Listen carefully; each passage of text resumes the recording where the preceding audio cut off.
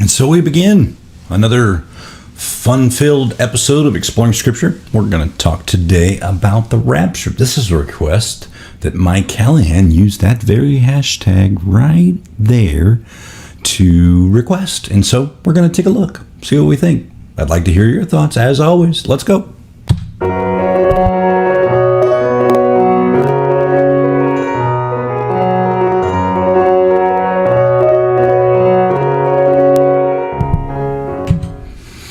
Okay, well, let's kick this off, shall we? So, the rapture, that's a pretty difficult subject to nail down. There's lots of opinions, lots of theories about what it's going to be. I have my own. I can turn my ears down a little bit here. It's a little bit loud. Okay, that's better. I have my own theories about what it means, but they're not really my own. They're ideas that I've gleaned from other people. And so we're going to take a look at a couple of those people today, and we're going to throw some scriptures in, and I think it's going to be an interesting show. So let me kind of set the stage for you here a little bit. So the theory is, or the prevailing theory, is that when Jesus comes back, he's going to take up all of the disciples, all of the believers, the Christians, up to heaven, and the rest of the world is going to be wondering what happened to all these people, right? So that's what we're going to look at today and see if there's any biblical truth behind that, or if that's just the popular movie analogy, or whether was there some literal or literary license taken in that. Or was there some biblical evidence for that? And so, as you know, any good scholar has to have some standards, right? Has to have, any sort of basis from which to say if the research meets these qualifications, then we can consider that a valid point of reference. Okay, anytime you're trying to persuade somebody, this is a bit of a review for those that haven't seen all of the shows. Anytime you're trying to persuade somebody of your position on something, whether it's the rapture or some other I won't say controversial, but disagreed upon topic, you engage in something called rhetoric. Now, that's kind of a fancy word. What does rhetoric mean? Rhetoric means your attempt to persuade others to your way of thinking. And now, if you recall from a few episodes ago, we talked about the guy that sort of laid the groundwork for rhetoric and really thought about it, a philosopher named Aristotle. And so just as a quick review, he came up with three fundamental things that are required for rhetoric. He called them logos, pathos, and ethos. Logos is a Greek word that actually means word, but he used it. He was a Greek philosopher, and he used it to mean logic. And so that word has multiple meanings, but he said you can have a logical argument, which is what appeals to me the most, because I'm, as many of you know, I'm a computer guy and a tech guy, and so logic really, really works for me. So there's logos, and now ethos is credibility in a sense. It's a sponsorship by an athlete for a given cereal or a given sportswear or something like that. The product itself doesn't stand on its own 2 feet. It needs to borrow ethos from somebody that is renowned, somebody with a reputation. And so ethos is the credibility, to oversimplify it. Really, it's more than that, but so we've got logos and ethos, and the third is pathos, or pathos, whichever way you want to pronounce it, and that is an emotional argument. And we've kind of used the ASPCA commercials as a as an example of that, and that kind of tugs at your heartstrings and gets you to have an emotional response. And so, with those three things in mind, this show is going to be rhetoric. This episode, well, the whole show is rhetoric, really. But if you keep those three principles in mind from our good friend Aristotle, perhaps you can pick up which of those three that I am using. And so, when I did my research this morning for my quiet time, I remember having read various scriptures about the end times and what the rapture was going to be and that sort of thing. But you know what? It wasn't condensed in one place. And so to find all of the references was really challenging. And as you know, and hopefully you agree, that the Bible is the standard by which we live. That's its ethos. It is its own argument. We trust that it is speaking the truth. It is God's inspired word. And so if we can agree that whatever we find in Scripture has credibility, then we need to include that in our discussion. And we need to put some reliance, some measure of reliance on what the Scriptures have to say. So we're going to look at some Scriptures, but I didn't feel like that was enough. I needed more, because when I read the Scriptures, I figured out that it leaves some questions unanswered. And so I decided I was going to look for some people that have scholarly backgrounds that have studied this out and can use the Scriptures that I found as part of their rhetoric to help me understand more fully what it's going to look like, and are we really going to leave the non-believers behind, and what is it going to look like? And so I found two articles, and I tweeted them just a moment ago. One by the name of Dr. John Oakes. He's a world-renowned teacher, and another one by Gordon Ferguson, another renowned teacher, very well respected in the scholar community. And so you can take my word for it that they have the credentials. You know, we've looked in other episodes about PhDs that have an opinion that I disagreed with, and so how do we know that these guys, even though they're respected in their field, are not making a mistake? Well, at some point, you just kind of have to take things at face value and make up your own mind. But I think it's worth looking at the credibility of and the background of Dr. John Oakes and see what his background is a little bit. He's got a pretty long bio on his page. We won't go over all of it, but because this isn't a show about the teachers, but it is about building a case for why we believe what we believe, and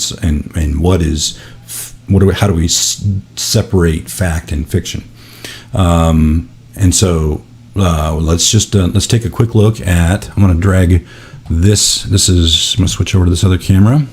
Of course, this is Logos. We're gonna be in that. Let me wet my whistle here. Pardon me. I'm going to bring over. I sent a couple of bit.ly links out. One about Dr. John Oakes. He's got a website called Evidence for Christianity. Let me just open up this in a new tab so you can see. This is his page. And so if you just type in this search box here, rapture, you come up with a question that was asked to him. And this is a little bit of a dated article, January 2009. But I think it still applies. And then the other one we're going to look at is much, much longer, and I will leave it to you to read it because we just simply don't. I mean, it scrolls. So read it, come up with your own conclusions, and by all means, call me. You've got the number, 902-200-DLTV. I want to hear what you think. Give me a shot across the bow in the chat room, or send me the usual social media stuff or feedback at Disciples Life TV. Again, I am open to other ideas. These are just the ones that I have come to rest on. And so here's the question. Let me blow this up a little bit so everyone can see. That's minus. Let's go plus to 150. Make this big enough. The person that asked the question says, I have read your Q&A about Armageddon and the end times. I've noticed that you have stated that not all prophecy has been fulfilled. He quotes, any passage which describes the coming again of Jesus on the final judgment day will clearly be fulfilled in the future, unquote. I was wondering if you are stating that there is a day when Jesus is going to come back and take away all the Christians, leaving behind the rest of the people, or are you talking about when someone dies physically, which you can apply scriptures like 1 Thess 4, 13 through 16 and many others. Also, wouldn't Revelation be a book of encouragement for those that are being persecuted and maybe die for their belief, and not talking about Jesus' second coming as to take away the living Christians at the end of time? This would give them hope that if they died as martyrs, they would have a place in heaven. And I said we were going to take a little bit of a look at Dr. John Oakes' bio, because we got to know kind of who we're dealing with a little bit, right? So about Dr. John Oakes, let's see if it takes us directly to his bio. Yep, there it is. And so that's Dr. Oakes. Earned his bachelor's from University of Connecticut in 1977. He became a Christian in 1978. Has been part of the campus group for 6 years. It was in 1984 that he earned his PhD in chemical physics from the University of Colorado. And it goes on to talk about his life and some of his books that he's authored, which, by the way, I recommend checking out because they are quite good. I don't know what that tweet was about, but okay, moving on. So he published many good books. I would recommend you check some of those out. Especially church history. And what? I'm going to have to mute my watch because it is making a lot of noise. Oops, now I just paged my iPhone. That's not what I meant to. Oh, no, I'm doing it again. Stop. Sorry, guys. There we go. Okay. So now my watch should stop dinging, at least for now. So anyway, so his background is in chemistry, but he's been a disciple for a very long time. And the one thing that you can say in general about PhDs is that they are scholarly minded. I mean, it takes a lot of work to get a PhD. Now, we found a PhD the other day that I didn't agree with, but that's okay. I happen to agree with Dr. Oakes here in his response. You read it for yourself and see if you agree. And we're going to look at the scriptures that lend ethos to his argument. So let's go back to that page and start reading his answer. It's not a very long answer, but let's just read it. There's a common teaching amongst evangelicals that there will be a, quote, rapture, unquote, at which point the Christians will be taken up, leaving behind the non-Christians on earth. This is portrayed in bumper stickers, popular movies, and books, and talked about in sermons. The problem with this teaching is that the idea is, nor, I think he meant not, found in the Bible. Okay. There are a lot of false or speculative ideas about the end times out there, and this is one of them. The verse most commonly used is 1 Thess 4:16. So let's pull that up. Actually, I think he quotes it, so we'll just read his quote. Here, Paul describes the Christians saying, "We, after that, we will still be alive, and we who are still alive and are left will be caught up with them in the clouds to meet the Lord in the air, and so it will be so, and so we will be with the Lord in the air." I'll stop there for a second, just as a frame of reference to add just a little bit more information. He's quoting the New International Version. I looked it up just to be sure we knew where he was getting his verse from. And he says, whether or not this being caught up in the clouds is literal or not is debatable. But in any case, there's absolutely no mention of non-believers being left behind to wonder what happened to the Christians. So let me just pause there and ponder that for just a moment. So you see it in the movies that, I remember seeing a preview for a movie. I don't recall the title of it now, where these people are out on the park and some of them are playing frisbee, others are swinging on the swings, and some of them just disappear, and people are wondering. In fact, I think, if memory serves, there was a TV series about that. The people that were left behind were trying to solve the mystery.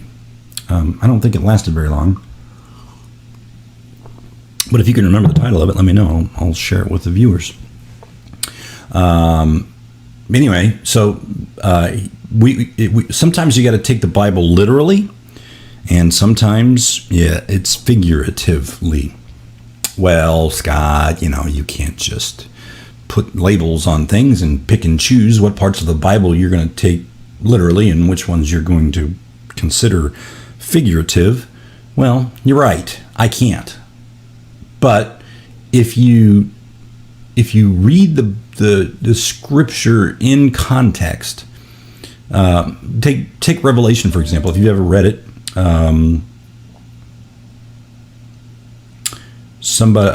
Mike wants to know, am I talking about Revelation Road? I haven't. Let me look at my drives. Maybe that's the name of it. I don't specifically recall, but yeah, take a look. So you look at the book of Revelation, and it's full of figurative language. I mean, just even the way it describes Jesus, with the sword coming out of his mouth, and all of these sorts of things, riding on cherubim and whatnot. This is a revelation to John, and it's meant to, if you read it in its entirety, you discover that the book of Revelation is meant to encourage the disciples that were being persecuted. And so, should we expect the heavens to rip apart and thunderous claps and Jesus coming down on cherubim and with a sword coming out of his mouth?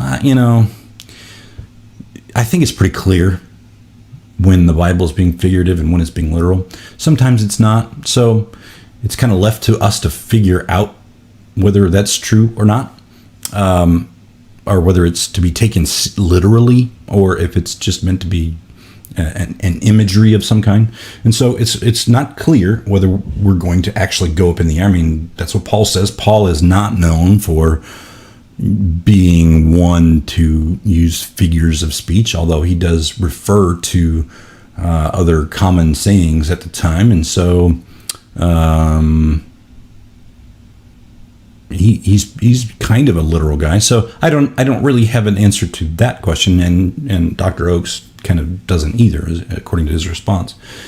And he says, he continues, he says, passages which describe the second coming of Jesus and the onset of Judgment Day do not suggest leaving behind on the earth those who are not saved. So I'm going to move this window. I'm going to leave it open, but I'm going to move it over here so we can actually look. He's about to show some verses that I wanted to look at. So let me open up the Bible here. Oops, now my logo's opened to the wrong screen. So let me drag it back over here where it belongs. So the first one he cites is Daniel 12, 1 through 3. So let's take a look at that. And this is Old Testament, of course. And he says, at that time, Michael, the great prince who protects your people, will arise. Michael being an archangel. He's sort of the head angel in a lot of different scenarios. Mike found the story. It is the end of days, and he gives it's on the History Channel. Shows Revelation the end of days. So that sounds like a documentary. So anyway, that's worth looking at. I haven't looked at that, at least not that I can recall. So anyway, let's continue to read in Daniel. Michael, the great prince who protects your people, will arise. There will be times of distress such as has not happened from the beginning of nations until then. But at that time, your people, everyone whose name is found written in the book, will be delivered. Multitudes who sleep in the dust of the earth will awake, some to everlasting life, others to shame and everlasting contempt. Those who are wise will shine like the brightness of the heavens, and those who lead many to righteousness like the stars forever and ever. But you, Daniel, will roll up and seal the words of this scroll until the time of the end. Many will go here and there to increase knowledge. So it looks like the prophet is saying there will be a resurrection and an eternity. And so there will be a major change in human history at that given time. But it doesn't say that there will be people left behind, as we often hear in Scripture. In fact, it describes a little bit further, and it kind of gives some more figurative language about what happens to everybody else, and we'll take a look when we get there. But let's continue. Matthew 24, 30 and 31. This is in red, so this is Jesus speaking. Then will appear the sign of the Son of Man in heaven, and all the peoples of the earth will mourn when they see the Son of Man coming in the clouds of heaven with power and great glory. And he will send his angels with a loud trumpet call, and they will gather his elect from the four winds, from the ends of heaven, from one end of the heavens to the other. And then he goes off on a different discourse. And so he kind of alludes to the second coming, and what it will be like.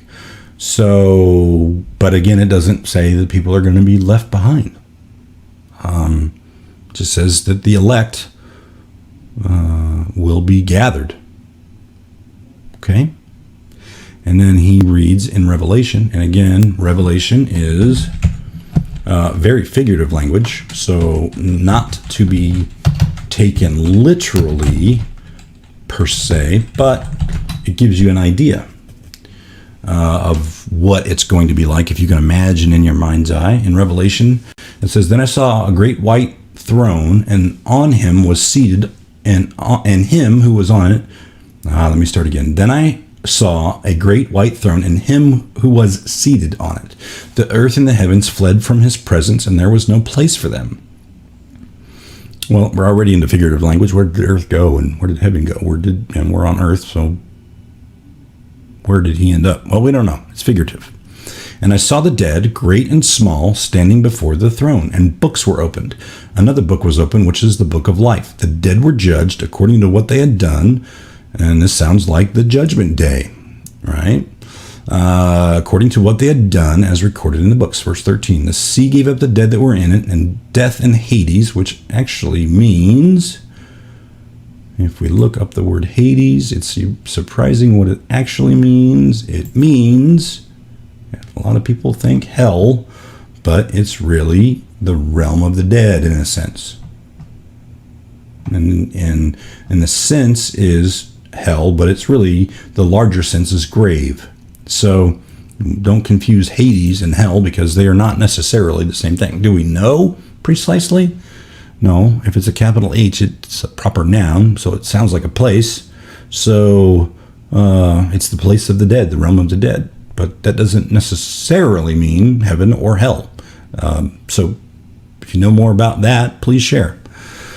"Hades gave up the dead that were in them, and each person was judged according to what they had done." Well, again, it doesn't sound like they were in hell, because they hadn't been judged yet. So, where is Hades? That's interesting. I thought it was hell until this morning. I learned something, which is the whole point of a quiet time anyway. So I hope you're following along and learning, and post your questions. Let me know what you think.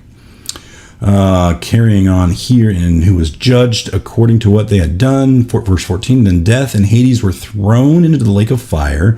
The lake of fire is the second death. Anyone whose name was not found written in the book of life was thrown into the lake of fire."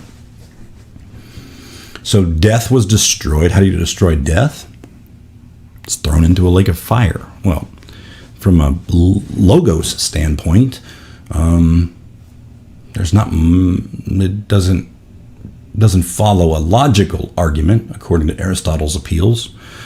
Ethos, well, it's the Bible, so we trust it to be telling the truth, even if it's couched in imagery and figurative language. Is there an emotional argument here? A pathos argument? Yeah, I kind of think so. I think the whole point of Revelation was to encourage, and that's an emotional response. And so, is there going to be a literal lake of fire? I don't know. I mean, that's what John saw in his revelation. But he also saw a lot of things that don't make sense in a literal way. And so, where will Hades go? Into the lake of fire? What happens then? Does that mean there is no eternity for those people, or are they going to be tortured forever? Well, it says people are going to be destroyed, or it says death and Hades were thrown into the lake of fire, and this is the second death.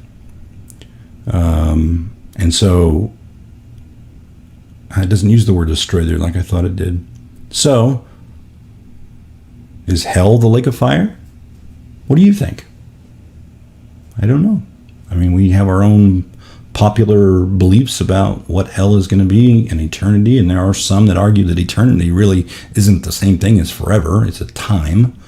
I don't know how I feel about that, but I don't know. I don't speak Koine Greek, which is not the Greek that we have today. It's an ancient form of Greek, so I don't speak Koine Greek, so I can't translate this from the original, although I can look it up in Logos, but I don't know. And so we have to kind of take it sort of the way we want, the way we perceive it. Now, I think if you think of what is the point of even saying it? Well, if you're being persecuted, wouldn't it be kind of comforting to know that all those people that are persecuting you and all those people that are killing your relatives and your loved ones are going to be doomed, and there will be a judgment, and just wait, just be patient, and their time will come? Yeah, I think that would be comforting to me. And so I wouldn't suggest that you take the book of Revelation literally, but kind of think about what's the point. What is the emotional response of what is the pathos of Revelation? I think if you look at it from the pathos point of view, you'll get more out of it than if you look at it from a logos point of view, a literal or an ethos point of view. Even though the Bible is the truth, it's sometimes things are said in a way that is not meant for us to understand. And I think the book of Revelation may be on that list. So let me move this article back over here, and we've got about 3 minutes before we have to wrap. And we'll finish reading Dr. Oakes' answer. And this is the Revelation I just read right here. And others either do not mention this thought, let me back up, passages which describe the second coming of Jesus and the onset of judgment day do not suggest leaving behind the earth of those who are saved, and others either do not mention this thought or imply there is a simultaneous resurrection of all to face judgment at the end time. And let me scroll here. He says, I definitely agree that Revelation is a wonderful book, which was certainly intended to be an encouragement for those who are persecuted and even killed for confessing Jesus. And then he signs it. And so that's Dr. Oakes' take. I think he did a really good job of looking in the scriptures to find the relevant ones. I'm not aware personally of any others. Maybe you are, and if you are, add them to the discussion. Let's not just leave it at the end of the half. Let's add to the discussion. And so that's Dr. Oakes' take. I like that take. I agree with that. I agree with his interpretation and the way he saw the scriptures and what they meant. So let's pull up. I want to show you Gordon Ferguson's article. And this was just done with a search on his main page to search for rapture. And you get this article, and you can see it is quite long. And I mean, it scrolls and scrolls and scrolls. So I haven't read this yet. I did not have time to dig this deep into it. This would take probably an hour on its own to read and parse. So I didn't have time to do that this morning, but if you want it, just follow the bit.ly link that I tweeted out just a moment ago. And if you didn't get the tweet, or if you don't follow the tweeter verse, the link is bit.ly/DLTV-Ferguson-Revelation. And it will take you directly to this article. Or you can just go to gordonferguson.org and search for rapture, and you'll come up with the same article. So there it is, folks. That is all I know of the rapture. I would be interested in looking at the History Channel version. I suspect it's, not necessarily going to reflect my opinion about things, because Hollywood tends to have literary license on things. But I don't know. I haven't seen it, so I can't give you my opinion. But anyway, that's my take. What do you think? Let me know. You know all the ways to contact me. You know all the ways to reach out. Ring my phone. Let's talk. Okay? All right. I hope you guys have a great day. Thanks for waiting. Sorry we didn't get to it on time this morning. Sometimes I just need rest. And today was one of those days. So thanks for tuning in. Thanks for watching. If you're not watching it live, I hope you catch it later. Let me know what you think later. Okay? Love you guys. Don't forget to pray. I prayed at the 10-minute warning, even though the timer was acting goofy. So don't forget to pray yourself. Okay? Love you. See ya. Bye.